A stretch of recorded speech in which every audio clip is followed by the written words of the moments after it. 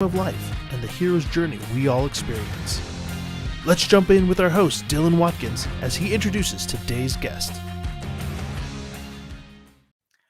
Welcome, young adventurers. Dylan here, and on today's podcast, I have Cynthia Phelps. Dr. Phelps is an international speaker, mindfulness instructor, and founder of InnerAlly, a company building tools, courses, and mobile apps to improve mental wellness based on the science of self-compassion. She has extensive experience in learning and behavioral change and has been developing mental health tools since 2009. Her background in pharmacology, neuroscience helps her create programs and products for effective health and behavioral change. Cynthia started InnerAlly after having a profound recovery experience with implementing self-compassion in her own life, and now she teaches and does personal coaching to help others make their own breakthroughs. InnerAlly celebrates the power of creating a kind and supportive inner voice to change your life for the better. Without any delay, I'd like to welcome Dr. Phelps. Hello. Hey, doctor, so glad to have you here today. Thank you for being on the show. Oh, my pleasure. You can call me Cynthia. Okay. Cynthia, it is great to have you here. I'm super excited about all the things that you're working on, the InnerAlly, self-compassion, technology. I love all these pieces coming together. I'd love to get just a little bit of your origin story. What brought you up to this point? So you could so that we can kind of track that. How did you get started into the space? Well, my original training was in pharmacology. I have a PhD in pharmacology with a focus in neuroscience. Mhm. And I very quickly became less interested in drug development and really more interested in the brain and how it worked. And I was always been like really fascinated with people's behavior, like why do we do things? And it's kind of the last black box, right, of the body that we really don't fully understand. And there's so much more to learn, even though we've passed the decade of the brain in the 90s.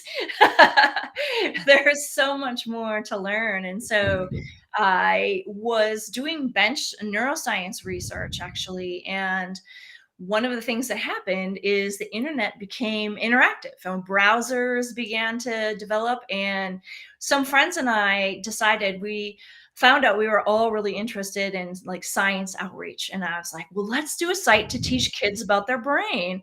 And one of my friends was programming in HTML at the time. And my other friend was a graphic artist for the school. And we just on our time off put together this website that we called Brain Surf, and it was so cool. It like we had animated GIFs, and that was like the thing. What year was this? This was like 1997-ish. Oh, that's awesome. You're right there at the .com wave. That's cool. And so this is when I realized that I really wanted to shift my focus in my career. Mhm. And so I started looking around to see who else was using technology to be able to teach and to facilitate learning at the time. And I just got plugged in with some of the right people and ended up in a department of health informatics where I ran a learning and technology program. And then I started collaborating with our School of Public Health at the University of Texas in Houston. And we just did some really fun things with technology, like online flash games back in the day, adventure games that we actually got a grant from the National Institute for Drug Abuse to teach kids about how drugs worked in their brain. And so very cool. Yeah, so I had a very interesting academic career, but then I had a kind of a waylay in my career and my life, and I went through some personal loss that was really pretty profound. It was a divorce, but it was one of those that hit you on every level. My husband and I owned a business together. I had a stepchild. And then there was a long list of the things that I ended up losing, unfortunately. And with my background, even though I knew all kinds of things about the brain and depression and all of these things, even substance abuse, it didn't help me because I really didn't know how to dig myself out of grief. And I started using alcohol as a way to just dull the pain.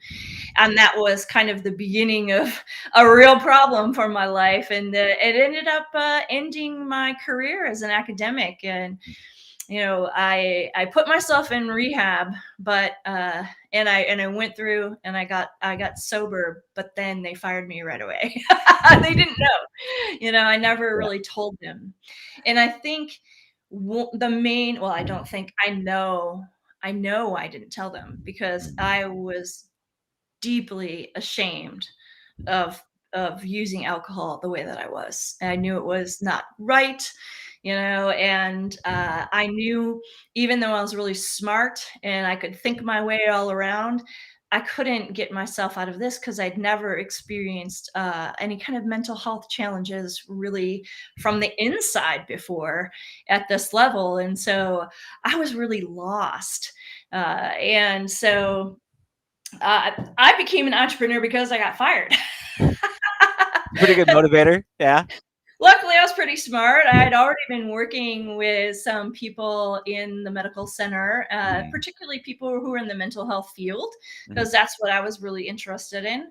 And so at the time, I was already developing online courses for the Veterans Administration in Houston there. And so I already had clients, actually. So it wasn't that horrible of a transition professionally, if you don't think about the whole flushing your academic career down the toilet, but it could have been much worse, Yeah. And the problem was that when I went through rehab, it did not address my fundamental problem. That problem was shame. I was ashamed of my failed marriage. I was ashamed of pretty much everything in my life, if I look back at that time, because I did not understand how to take good care of myself and to support myself and be kind to myself. I really just had an inner voice that was harsh and critical that I had kind of picked up from my family. And so it hurt me a lot. And I just desperately wanted to be normal. And so I tried to keep drinking. And that did not go well. Surprisingly, I was, just like all the rest of the other people who end up with a drinking problem and then pretend they could be normal again. And it did not work. But I had one of these experiences, like an aha experience that was so profound, it changed my life. And I call it the most nerdy moment of enlightenment because I was actually reading about research into self-compassion. Okay. And that's when I realized this is what I'm missing. And that basically started the whole next adventure of my life. That's beautiful. What's really interesting about that, I mean, looking at it's often we find our greatest lessons in the deepest, darkest moments of our life. That thing where you feel like all is lost, my entire life, my identity, everything that surrounds me is gone, and you feel, and you're in that pit, and you're like the academic career, right? But then there's a thing that happens on the other side of that, where if you actually look back at yourself and you realize you have so much more and you've grown so much since then, you actually have this weird shift because you remember the feelings before, but you don't identify with them. And at the same time, where you're at now, where you shifted to this new place, it only happened because of the alcoholicisms and the shame and the guilt. And so in a way, they really aided you to get you to where you want to go, which is interesting. I have some questions around this, but I would love it if you just please continue to kind of bring you up to this moment to where you're at. But I just want to kind of highlight the steps along the journey, which I thought was interesting. So I literally remembered exactly where I was sitting when I read this article, and it was about Dr. Kristen Neff. She's a researcher in Austin, Texas, and she is basically the premier Western researcher in self-compassion. I say Western research because Eastern religions have been using self-compassion very effectively for thousands of years. They got we're, one on us, yeah. we're like, ooh, a new thing, it's shiny. So but one of the my background, because it's research, I appreciate going through that door where I can look at something and look at the research and be like, oh, okay, I get it, this is how it works, this step, if I can see it's working for other people, then the odds are it's going to work for me. And at that moment, I had like a few realizations at the same time. The first one was, oh my gosh, this is going to save my life, because I kind of knew I was on this trajectory where, as an alcoholic, you can just accidentally kill yourself pretty easily. It's and then you're definitely killing yourself slowly. You're on that path for sure. So I was really unhappy with where I was at the time. And so I immediately knew this is what was going to save me. And then when I continued to read on beyond the benefits of self-compassion, which are basically like it's negatively associated with depression, stress, anxiety, and now some of my research actually shows it's also negatively associated with the risk for addiction. But on top of that, people who are more self-compassionate are more creative, more productive, more innovative. They have better relationships. Like it just kind of goes on, and it sounds like one of those. But wait, there's more. And so I got through reading all of these benefits, and I'm just all like, yeah, sign me up for that. And then I got to the part where it was like, well, what is it? How do you practice it? And I had this feeling like, I have none of this. Like we're going to be starting from scratch here. And so I was like, all right, I'm just rolling up my sleeves. And like a true academic, I got in there and I started downloading research papers, and I started reading all about how to do this self-compassion thing. And it turned out that Kristen had published a book, and the field was kind of in its infancy at that time, but she had already published like a scale to measure self-compassion, and so the research was well on its way. And so I have to tell on myself a little bit here, because I think I spent about 3 months like kind of diving into it just like an academic, and then I had this realization like, oh, I need to practice this stuff. Like, it's not gonna be enough just to know it.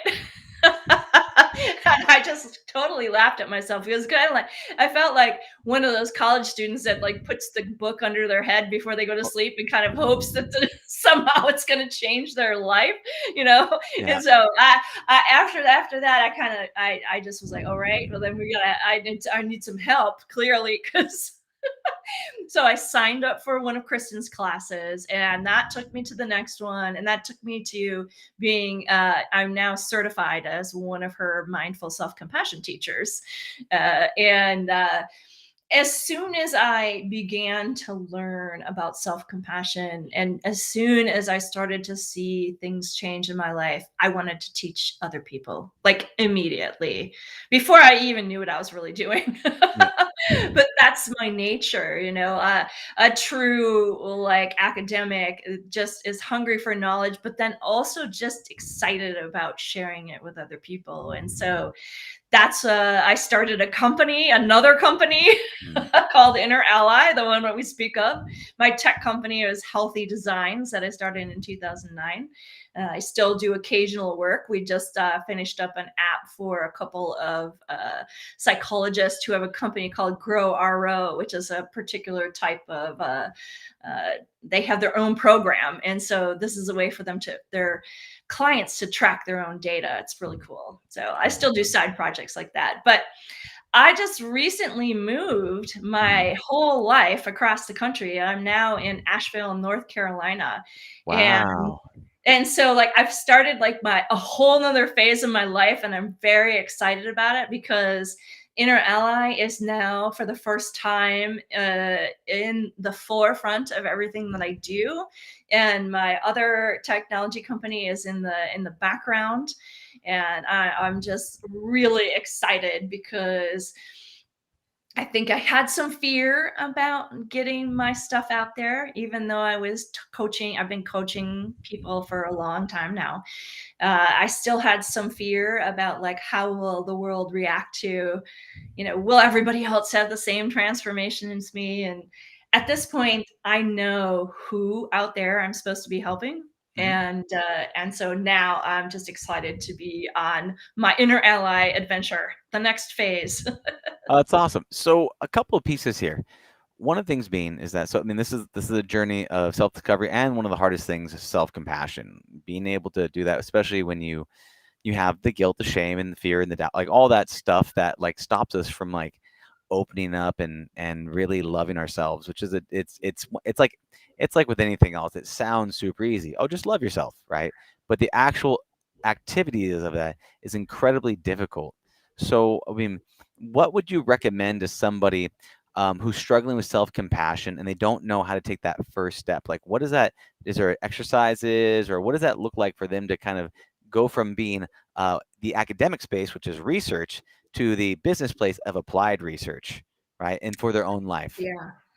Well, let me give you two answers. I'm going Mhm. to tell a little story, and then I'm going to give a really short answer on how you can execute this for yourself. Sure. So I was sitting in teacher training Mhm. for the Mindful Self Compassion program. I had already read Dr. Neff's book. I had read all of her research articles. Like I thought I kind of had it going on, And I'm just kind of like, let's get this teacher training over. I'm ready to teach people. Let's do. And so she begins to tell us a story. And incidentally, the story was in her book, and I had already read it.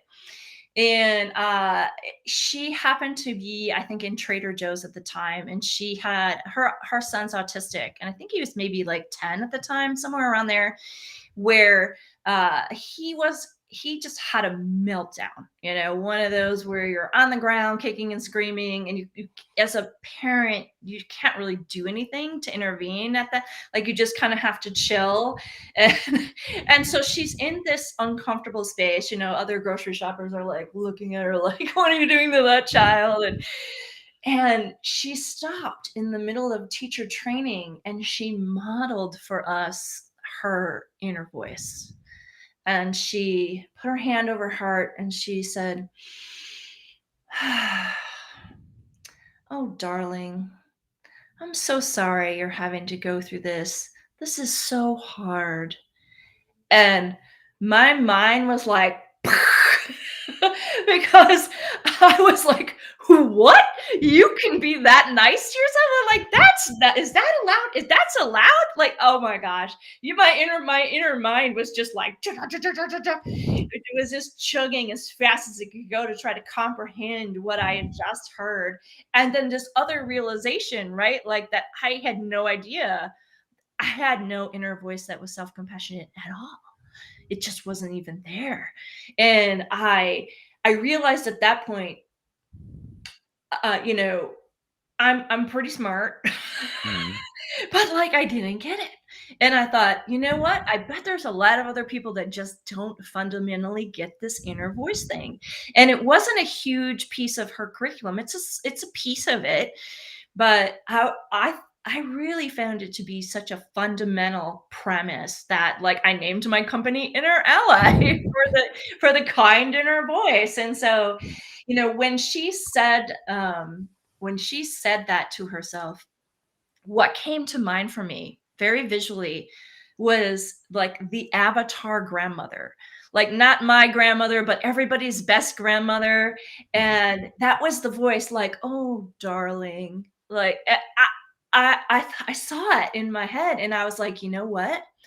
I bet I could make a bunch of other characters for people to relate to that had compassionate inner voice language that people could actually just use instead of like having to bumble through this process by yourself and try to do it from scratch, which is, like most self-help can be pretty awkward. So that was kind of the birth of InnerAlly and the birth of my characters, the Inner Allies. Got it.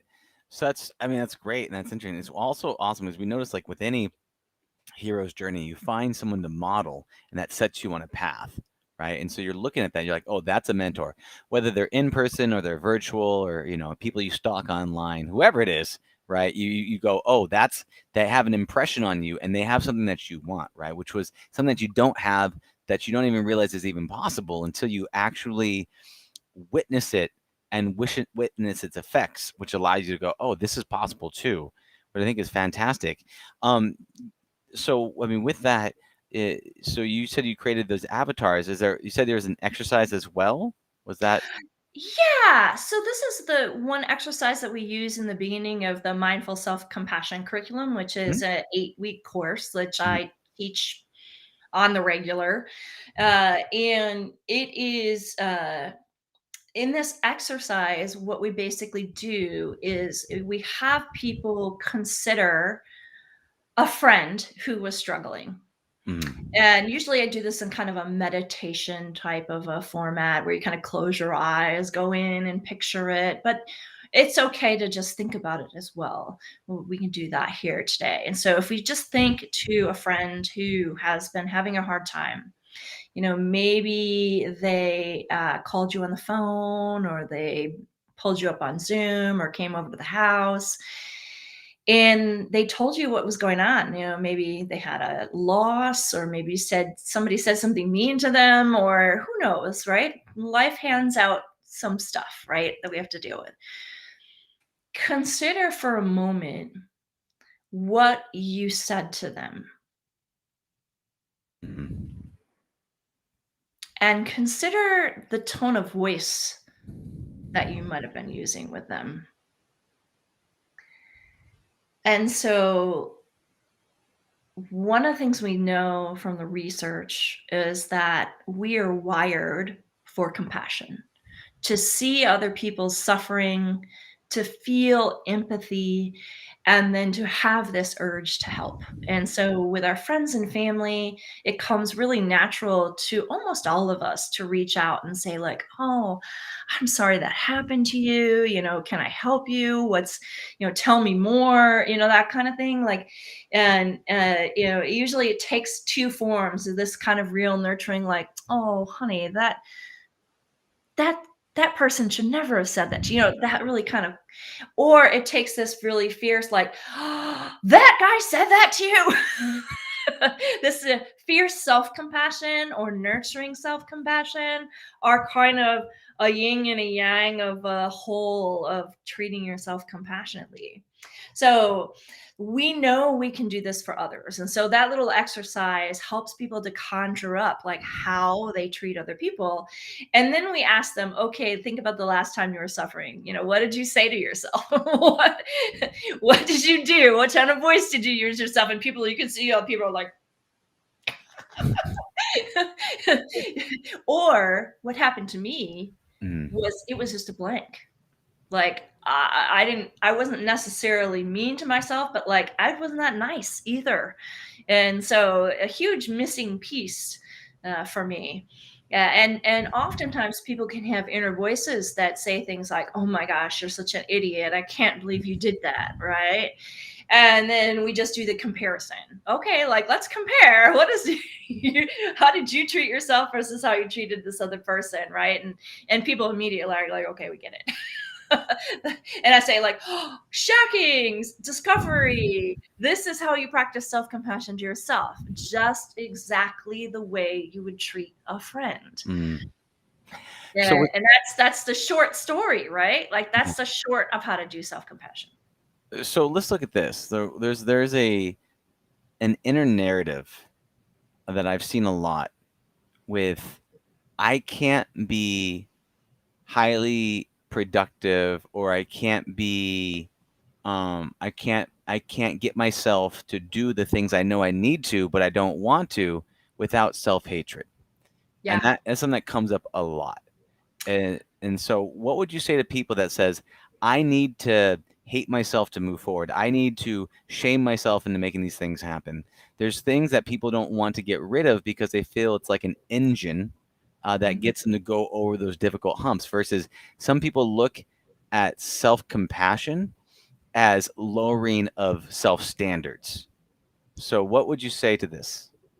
Well, yeah. This is a very common response to self-compassion, actually, because our culture has kind of baked in this idea that you have to be harder on yourself. In the tech industry is, you have to crush it all the time. You'll sleep when you're dead.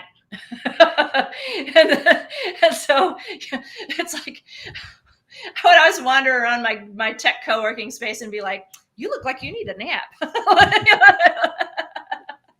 But I used to teach meditation there too. It was a hoot. But so here's the thing. Research shows that that's just bunk. The research shows that people who are more kind and supportive of themselves are more motivated to change.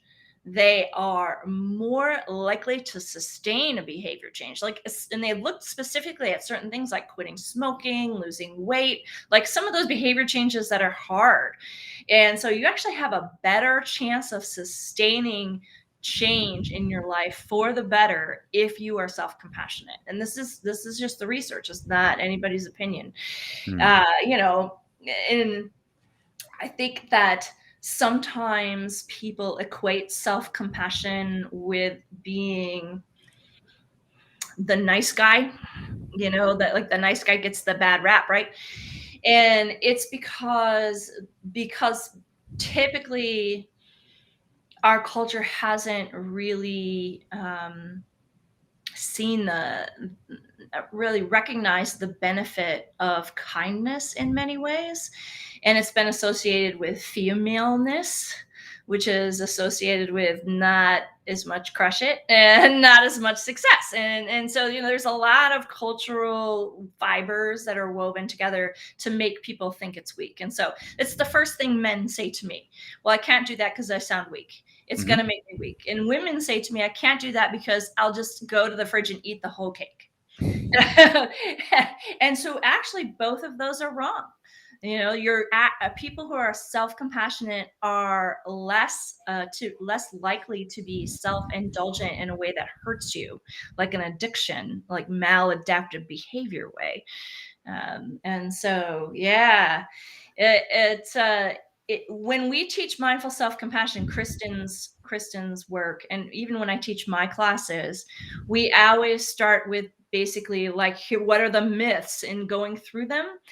And one of the reasons that's done is there was a study done with nurses because we wanted to see if we could raise the self-compassion of the nurses and then kind of take a look at their quality of care and a bunch of other factors, or their satisfaction rating with their job and so forth.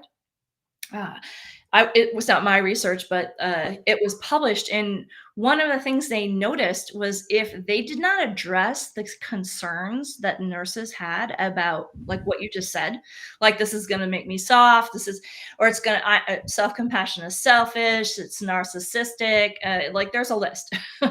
If those concerns were not addressed before the self-compassion intervention, it didn't work, or it didn't work as well.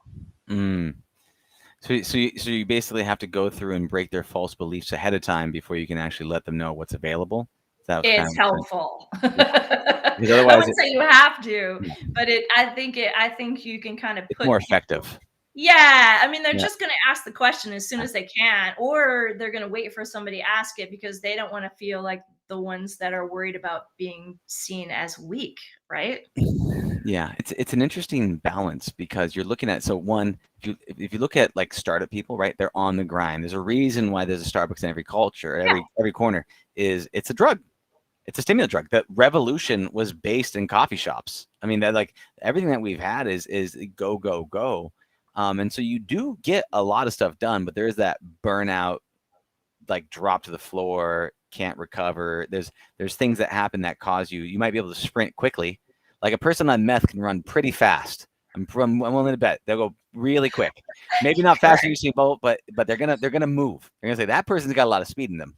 Yeah. But the challenge is that recovery cycle and that patterns of that. So like, how do you so taking those because that's a sharp burst of energy, right? That gets you going, right? Fear is a sharp burst of energy. Shame and guilt and all that stuff. It's a burst of energy that you don't know what to do with it. So like, if you're feeling that energy, right? The two things I say is two questions either way, and this one you want to go is, how do you, one, recreate that kind of sharp burst of energy with self-compassion, or two, on the other side of that, right?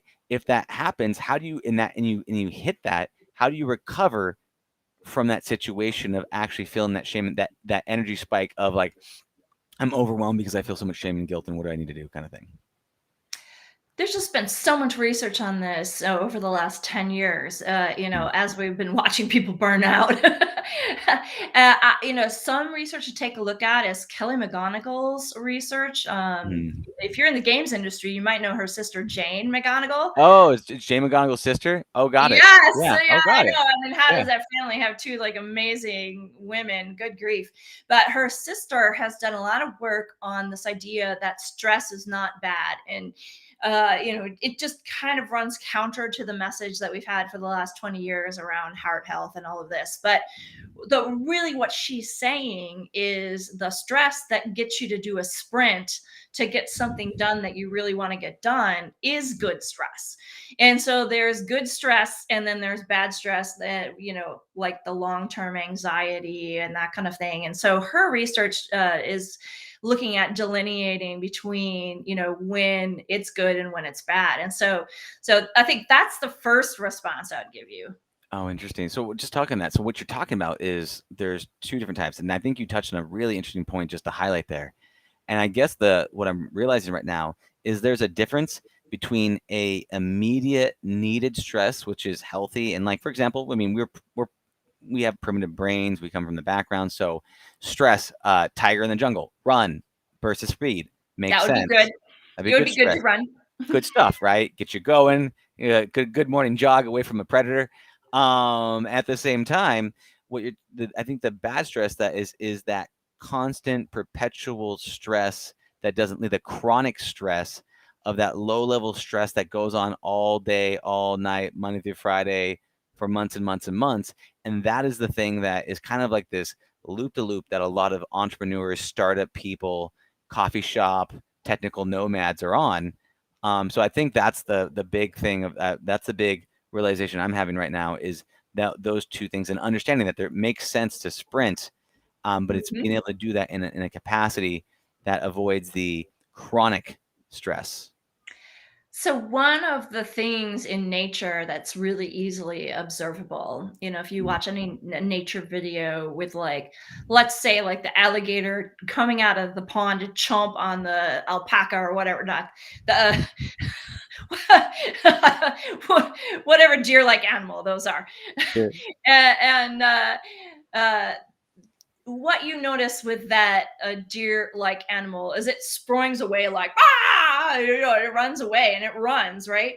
But then, like, 5 minutes later or less, that thing's like laying down and sunning itself. Like, it's got no problems in the world, right? And so I think what we're missing a lot of times is we know how to go up, but we don't know how to go down. And, you know, we have the sympathetic and parasympathetic nervous system, right? The sympathetic is what's fight or flight is, like, ah. Parasympathetic is, oh. And so parasympathetic is what kind of ramps up at night, where you're getting ready to go to sleep, and sympathetic vice versa. But humans are more complicated than other animals, and we have a lot of thoughts. We have thoughts. And I think frequently it's what these like ruminating thoughts that we have that get us stuck in these anxiety, the low grade anxiety, because of what we're telling ourselves. And that's where self-compassion and that's where InnerAlly really shines, because what I do with people is I'm like, all right, tell me all about it. Like, what's going on for you? And what I'm doing when they're telling their stories is I'm figuring out what are their maladaptive behaviors, what are they doing that is not working for them, and what are their maladaptive thoughts, the thoughts that are making them miserable. Life will always chuck pain at you, right? Like, so if you think of pain here, you've got it. You got to slog through it, right? But the inner voice, when it's on kind of high anxiety, it's like our inner voice layers another layer of problems on top of it. We make our life worse with the thoughts like we think. And so, I tell the story about myself. One of my core emotional needs is the need for security. And that kind of is an entrepreneur that's tied to money. And so I always joke that I can go from, 0 to homeless in 1.2 seconds just because a client hasn't paid a bill yet.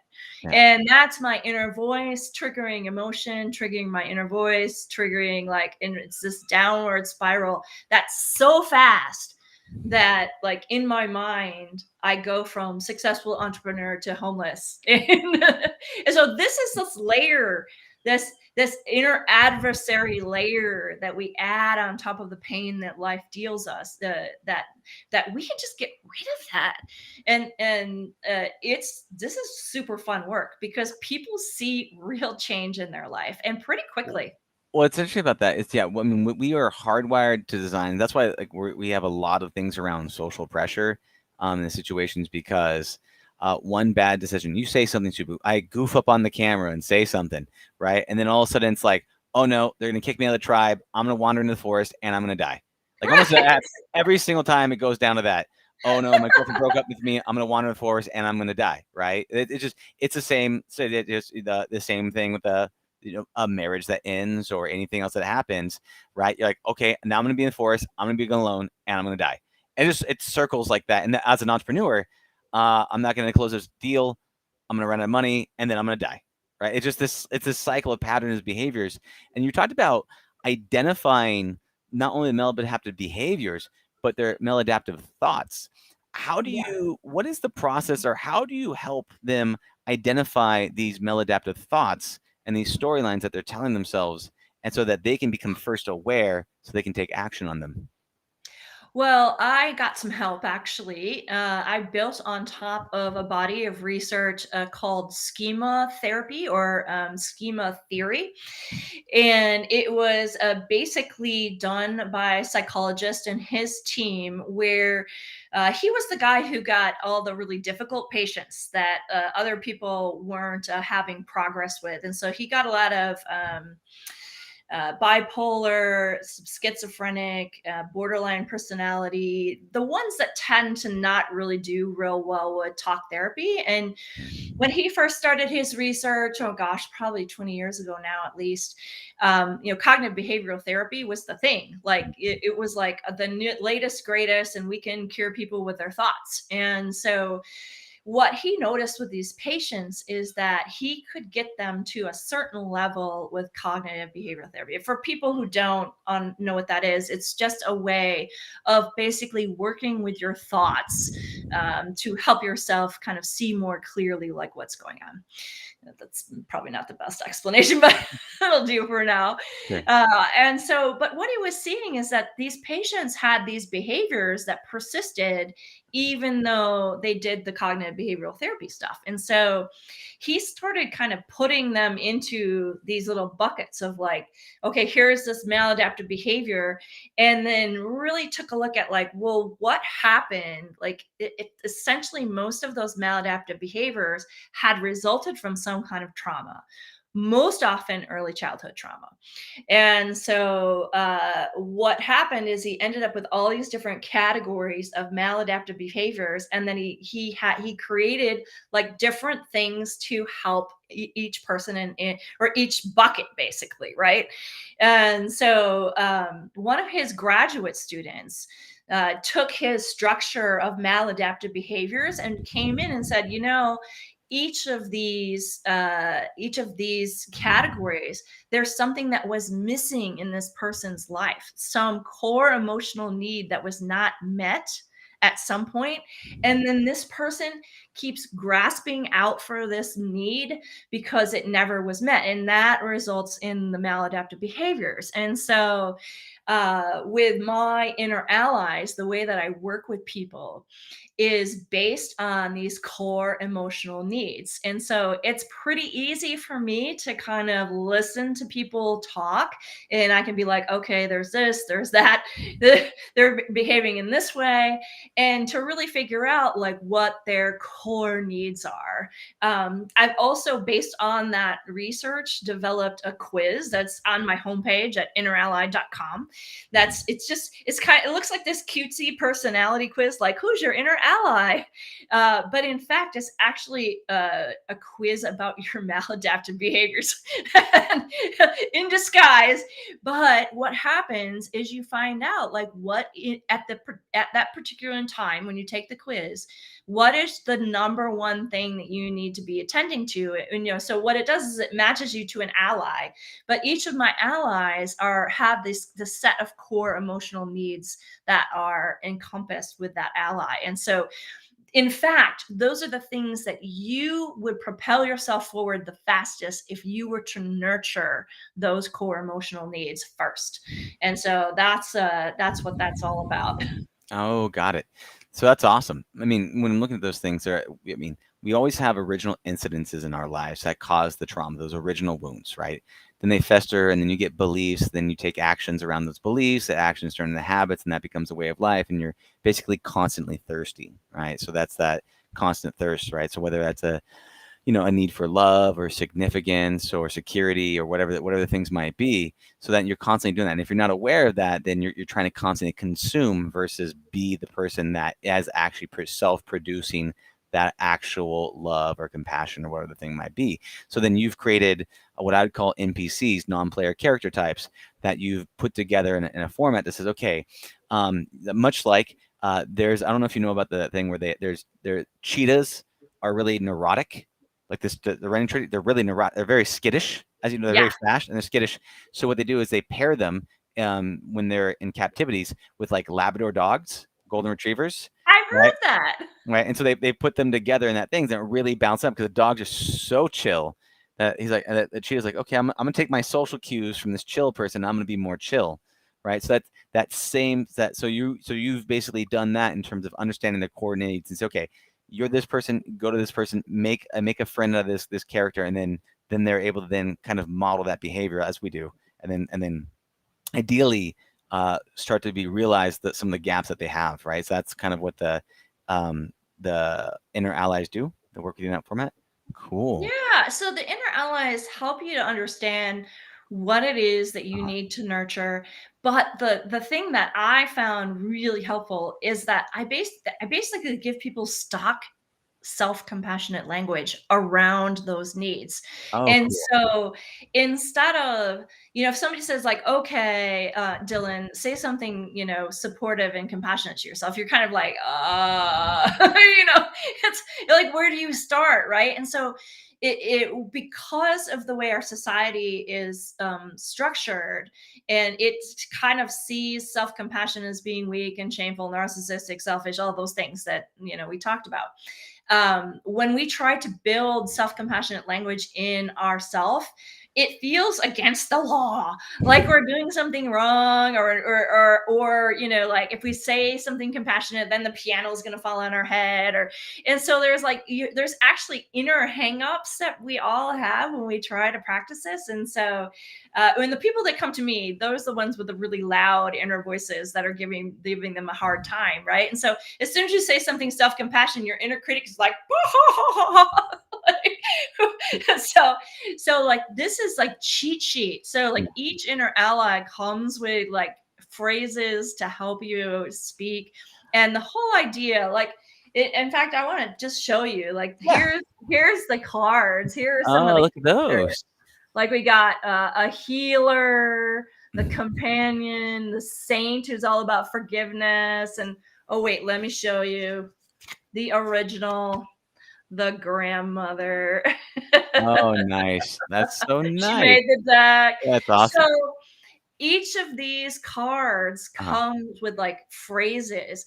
And the way that I made the cards, you can see on the back here, they're blank, they're lined, because the whole idea is that you are creating customized language for yourself.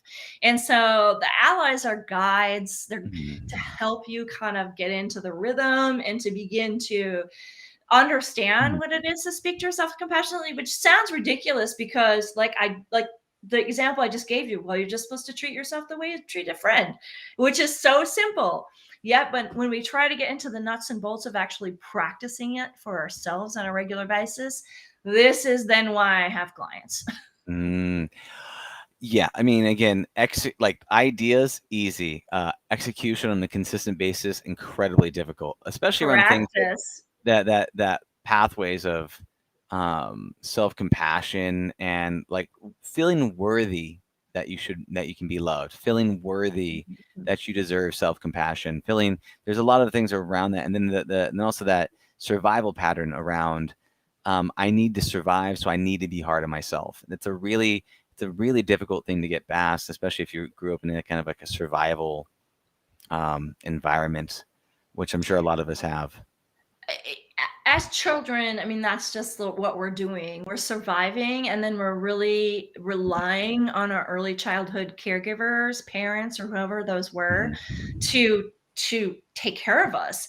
And what happens with our inner voice is that oftentimes we just subconsciously adopt an inner voice Mhm. that is either the way a childhood caregiver treated us, Mhm. or in my case, I actually adopted the way my caregiver treated themselves, which is a little more subtle. Mm. But if you, once you start doing this work and paying attention to how you're speaking to yourself, and making a rule for yourself that if you say anything unkind, you turn it around, and gently give yourself kindness and support in that moment. When you start doing this work, then you look around and you start hearing people say things, and you're like, oh no, like that's not self-compassion. And so even though our inner voice, no one hears it, Yeah. it leaks out, right, in our language, and in our close relationships especially. And so yeah, so you can pick up a lot of your inner voice just unconsciously from those experiences in early childhood.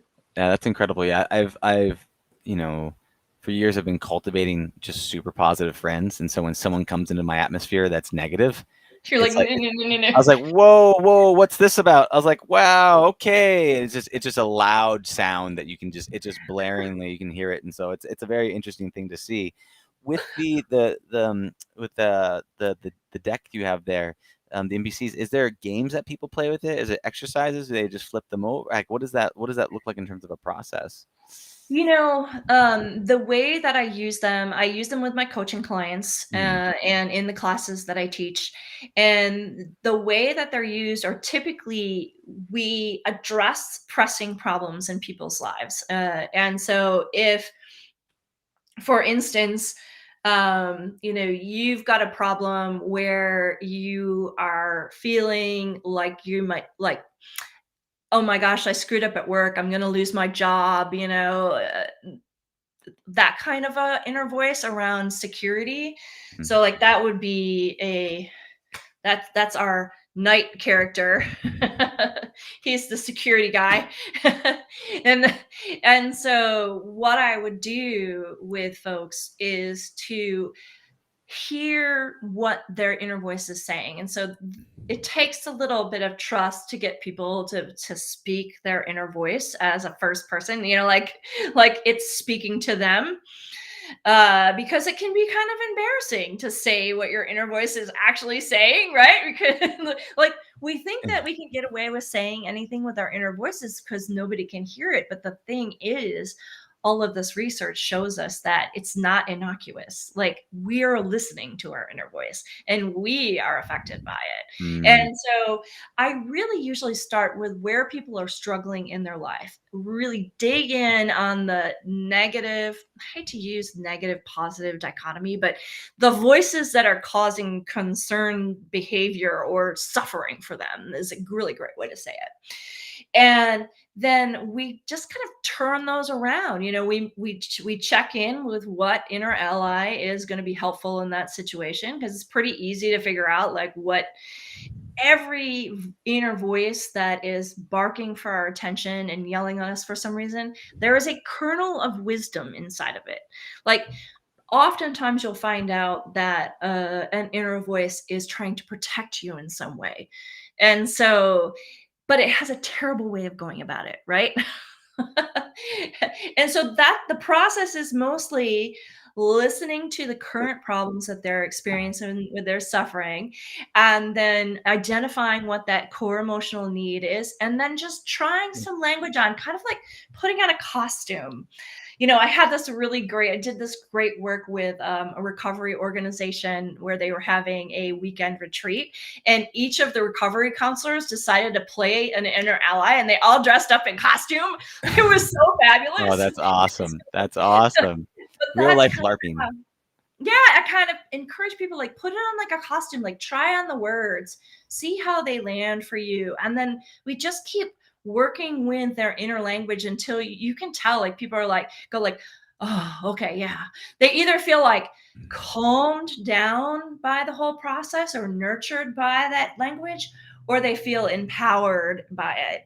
And so, like, that's the goal. We get there, and then it's practice. And so I love the physical cards, because you can take them, you can stick them in your, on your dashboard, you can tape them to the mirror in the bathroom, you can put them in your wallet. That's why they're, business card size. And so the idea is, the more that you can practice with them, it's like here is this pathway that you've been grinding your whole life. Right now, we're going to go to chunk. We're going to start grinding on this one that's going to give you better outcomes, right? And so, but it's hard to retrain it takes practice to retrain your brain. It's hard. It's sneaky, because I mean it's been routed, and it's what you've known, it's what you're used to. And the weird thing is, sometimes we'll choose security and pain over the unknown, right? And the possibly pain-free. So it's interesting. We do all the time. We're like, that's why I'm like, look, it's so cute and approachable. It's fine. That's right. Like, yeah, you lure them. You make it look like candy, but it's basically a vegetable. And you just wrap it in candy flavoring. It's not a bad thing. You asked me a question that I did not answer, and that is there a game? And I was working on a game a while back.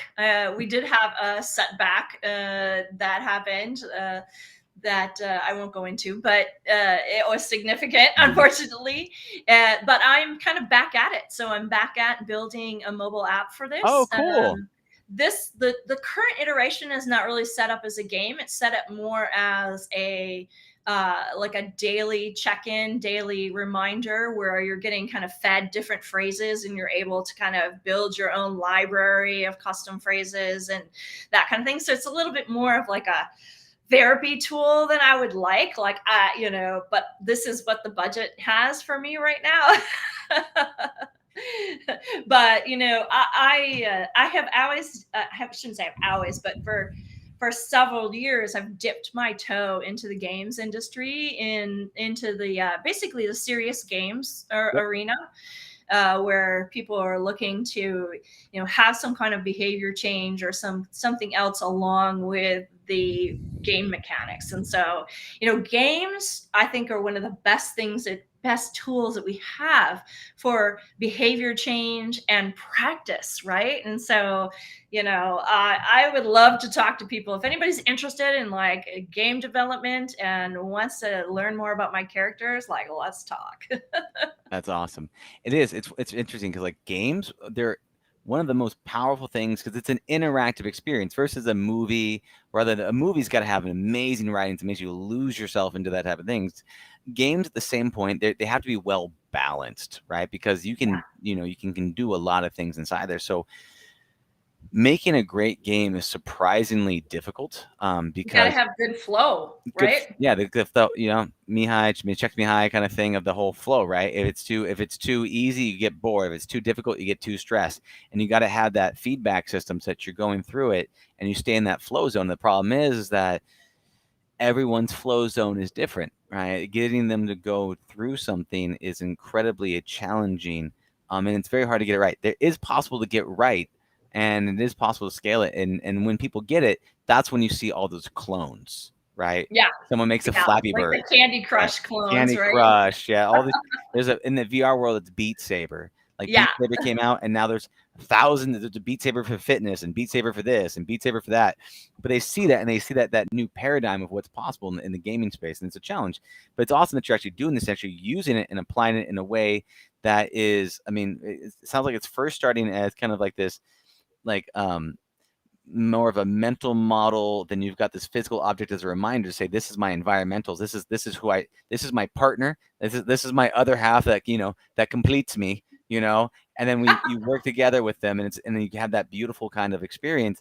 And then as you start to do that, as any relationship happens, you start to merge those personalities together and you take on those identities, which is awesome. And I think it's great. So I think there's a lot of opportunities to do something that is gamified with it. What that is, that's an exploration and a conversation.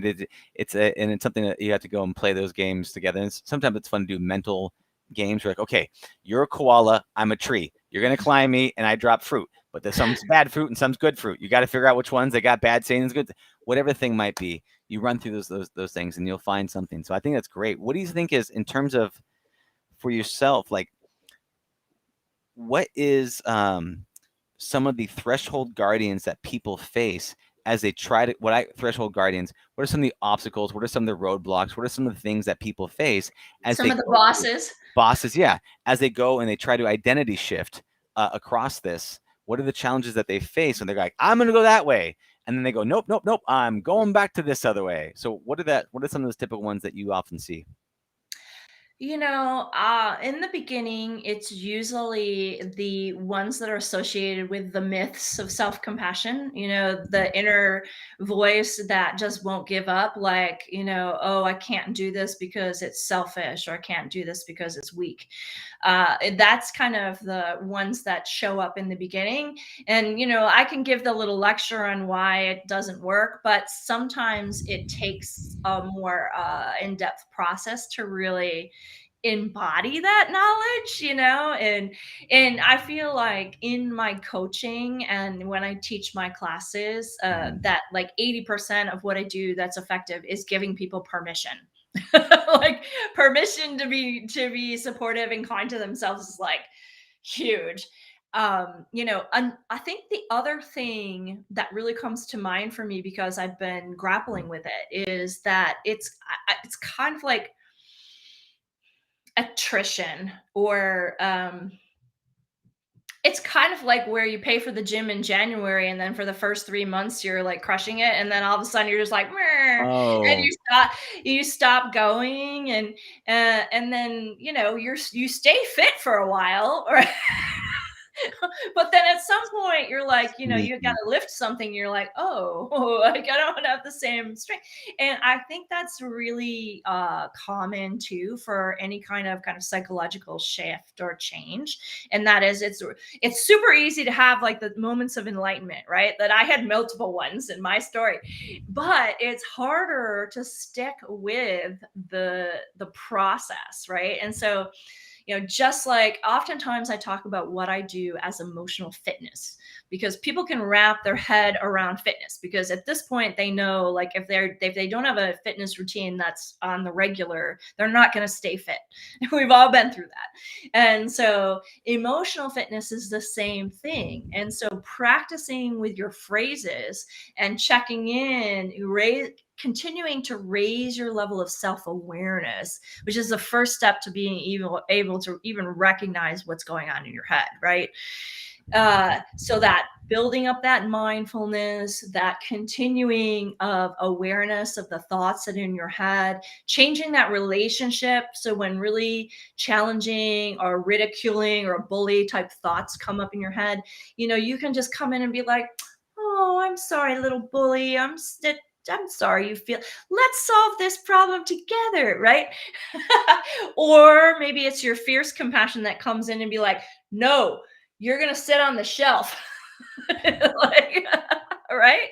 You Yeah. can mama bear compassion too. So I think it's the same problem with like, how do you deal with long-term behavior change? And that's why I've actually, in January, I'm going to be expanding. I teach a course that's like InnerAlly 101. Like, how do you do this? But what I know is it's not long enough, because that's like a 4 or 5 week course. I've taught it both ways, but I'm expanding to a 12-week program because I really feel like people want it and they need it.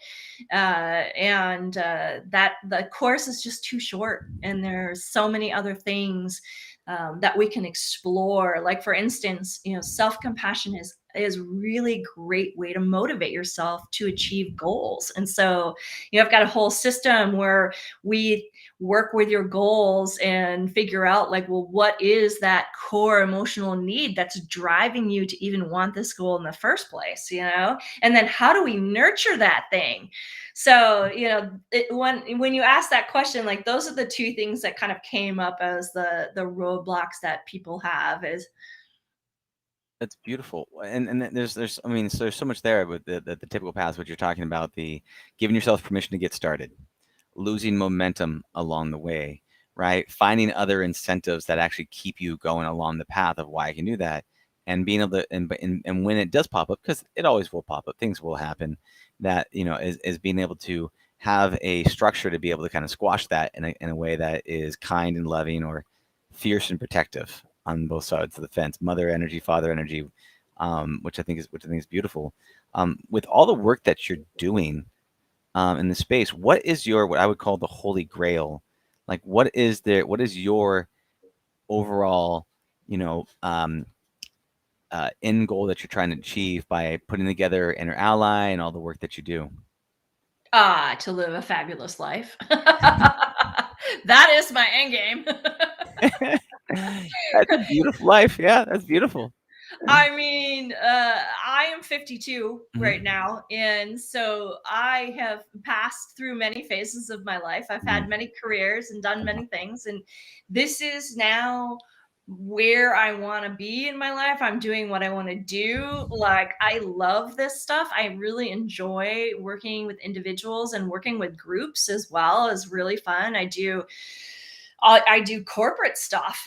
Corporations are starting to sweeten up to this whole idea that maybe, Eastern thought, like mindfulness and self compassion, we might want to pay attention to that.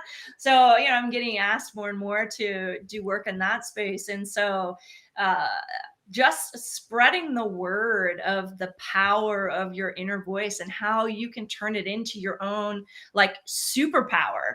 That's what really turns me on. And I've got the card deck is in its prototype stage. So, I just have plans. I want to build this 12-week program to be just a real core curriculum, and then have like a practice group that continues on after it.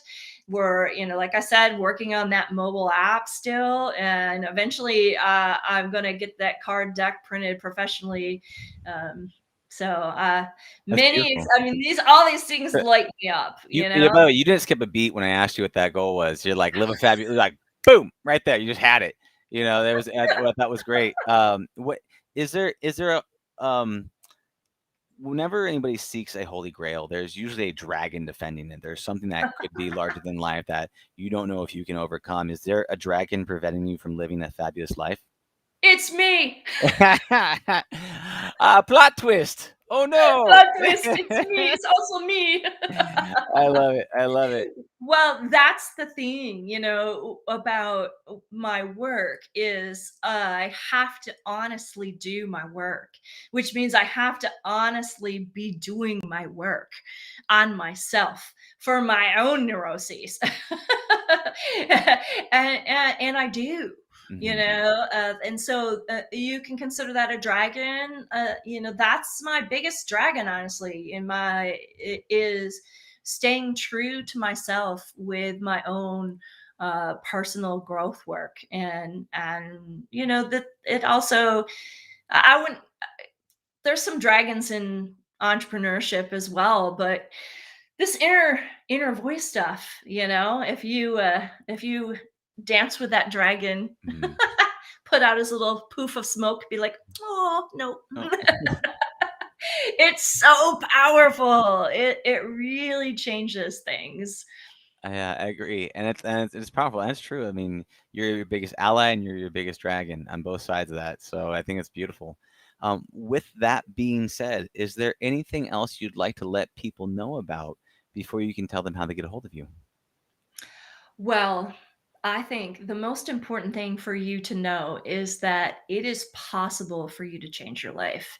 It is possible for you to change the voices in your head because we have control over them. The emotions that and some of the difficulties that we experience in life, oftentimes we don't have control over. But the more we can work with our inner voice, you really have the ability to change your life. So I mean, shoot, if I can do it, you guys can do it. I love it. That's my That- number one thing. And then if you want to get a hold of me, the easiest way is at InnerAlly.com. And my email and my phone number's on there. My phone number's been on the internet since, I don't know, 2006 or something. I won't pick up your call unless you're in my, but I won't call you back. There's a lot of things called says scam likely all over the place. I know, right? Yeah, yeah. So yeah, it's pretty easy to get a hold of me. And if you're interested in personal coaching, that is happening right now. There's a coaching page you can just hit, tells you about the process, how to get going and if it's for you. It's really easy to tell who is going to be interested in my work because the people who are hard on themselves, the people who get in their own way, their own worst enemy, those are my people. And so if that's you, you should consider taking a look at this stuff. And also you might take a look at my mentor's website as well. It's Kristen Neff, and she's at self-compassion.org. And there's just so many free resources out there. And so if you need something that's low cost, you can, read her book. That's not very expensive. That's beautiful. Yeah, there's a lot of ways to get help. It's always better when you have a coach or a mentor, someone to guide the way. But if not, there are the low-cost ways along the way. Just watch out for those typical threshold guardians who come along the path that might stop you. So with that, Cynthia, thank you so much for your time. I appreciate you being on the podcast. It's been an absolute pleasure. And I will see you on the other side. Thank you, Dylan. It's been a delight. Absolutely. Take care now. Thank you for listening to the Heroes of Reality podcast. Check out heroesofreality.com for more episodes.